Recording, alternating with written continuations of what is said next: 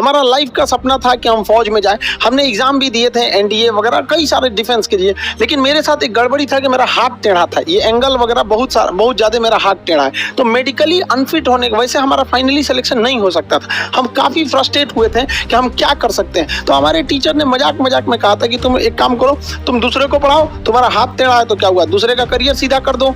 Teachers ने हर वक्त में मोटिवेशन किया, चाहे कहीं पे भी, स्कूलिंग लाइफ में कभी मार्क्स खराब आ जाना, कभी इस सब में, तो टीचर्स हमेशा सपोर्ट में किए। एक बार हमको याद है कि ग्रेजुएशन में बीएससी में थे हम, मेरे मार्क्स बहुत ही खराब थे, ग्रेजुएशन 49% था। इतना कम बहुत खराब होता है, ये तो एक नॉर्मल से भी लड़कों का भी इससे ज़्यादा ही आता है। मार्क्स बहुत कम आए थे, हम टेंशन में हो गए थे वहाँ पे। तो उन्होंने कहा टेंशन क्या लेते हो, लाइफ में टॉप करो, स्कूल या एग्जाम में टॉप किया ना किया कोई फर्क नहीं पड़ता है यहाँ पर। इसलिए किसी भी लाइफ की एंट्री भले खराब हो, लेकिन एग्जिट एकदम तगड़ा होना चाहिए। आपका बचपना भले गरीबी में बीता हो, लेकिन आपके माँ बाप की बुढ़ापा कभी गरीबी में नहीं बीतनी चाहिए। और लाइफ में ठोकर लगना तो बहुत जरूरी है, क्योंकि ताश में जोकर और जिंदगी में ठोकर कभी भी माहौल बदल सकते हैं। और बुरा वक्त से कभी घबराना नहीं चाहिए, क्योंकि बुरा वक्त ही बताता है कि लोग क्या थे और हम क्या समझ रहे थे। लाइफ में सबके साथ चैलेंजेस आते हैं, सबके जीवन में कठिनाइयाँ आती है। कठिनाइयों का आना एक पार्ट ऑफ लाइफ है, और उससे जीत कर निकल जाना एक आर्ट ऑफ लाइफ है। सबके जीवन में संघर्ष आते हैं, हम लोग के समय में भी आए थे।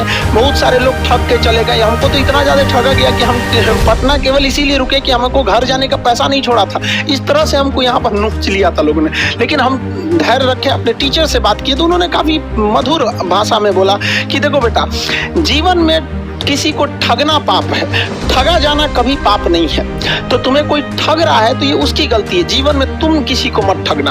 क्योंकि हम किसी भी इंसान के सीसीटीवी कैमरे से बच सकते हैं, लेकिन जो ऊपर वाले ने सीसीटीवी कैमरा लगाया है उससे कोई नहीं बच सकता। इस देश में कुछ ऐसे लोग हैं ना जिनको अपने बारे में मतलब नहीं है, लेकिन दूसरे के बारे में टांग वो ज्यादा लगाएंगे। उन लोगों से कहते हैं भाई दूसरे के ऊपर पीएचडी करने से बेहतर है खुद के ऊपर ग्रेजुएशन कर लो। और स्टूडेंट्स लोग को भी कहते हैं कि भाई आपको क्या है कि एक टीचर का लेवल ऊपर होता है, स्टूडेंट का नीचे।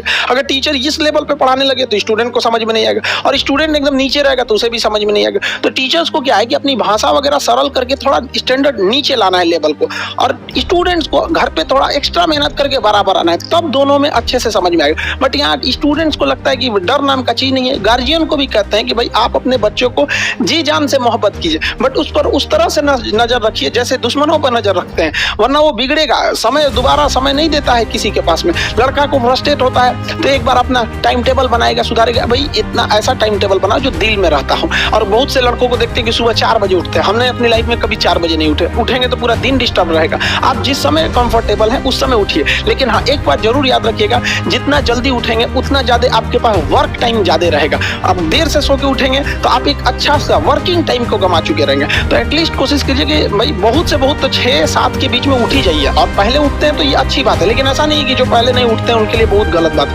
आप जितना पढ़ सकते हैं अपनी कैपेसिटी के हिसाब से ही पढ़िए। आपकी बॉडी 8 घंटा नहीं सस्टेन कर पा रही है, आप 4 घंटा ही पढ़िए, बट धीरे धीरे उसको इंक्रीज कीजिए। हर चीज के लिए होता है, आप अपनी बॉडी के हिसाब से किसी काम को करिए। आप किसी भी काम को अगर लगातार 21 दिन करते हैं तो धीरे धीरे वो आपकी आदत बन जाती है, और अगर किसी काम को लगातार 90 दिन कर देते हैं तो फिर वो आपकी दिनचर्या बन जाती है। अब आप डिसाइड कीजिए कि आप अच्छे काम को करना चाहते हैं या गलत काम को। जहां आपको कंफर्ट मिलता है वो रास्ता कभी भी कोई मंजिल को नहीं ले जाती है, क्योंकि मंजिल वाला रास्ता काफी चुनौतीपूर्ण भरा होता है, उसमें कंफर्ट कभी नहीं मिलता है। संघर्ष से व्यक्ति को कभी नहीं भागना चाहिए, क्योंकि जीवन में जो कभी संघर्ष से परिचित नहीं हुआ, इतिहास गवाह है, वो कभी चर्चित नहीं हुआ। और जिंदगी हो या व्हाट्सएप, लोग हमेशा स्टेटस ही देखते हैं। जीवन में संघर्ष का आना बहुत जरूरी है, क्योंकि फूलों की हिफाजत कांटे ही करते हैं, माली तो बहुत बाद में आता है। और रिकॉर्ड वो तोड़ते हैं जिनके रगों में खून नहीं बल्कि लक्ष्य पाने के लिए जुनून दौड़ता हो। याद रखिएगा, जिस समय आपका किस्मत साथ न दे, समझ जाइएगा कि आपकी मेहनत आपका साथ देगी। किस्मत एक लिफ्ट की तरह होती है, कभी भी धोखा दे सकती है, लेकिन जो मेहनत होती है वो सीढ़ियों की तरह होती है। चढ़ने में तो थकान देगी, लेकिन कभी आपका साथ नहीं छोड़ेगी, आपको अपने मंजिल तक पहुंचाएगी। और बुलंदी पे चढ़ने के बाद आपको घमंड नहीं बल्कि एक सुकून मिलेगा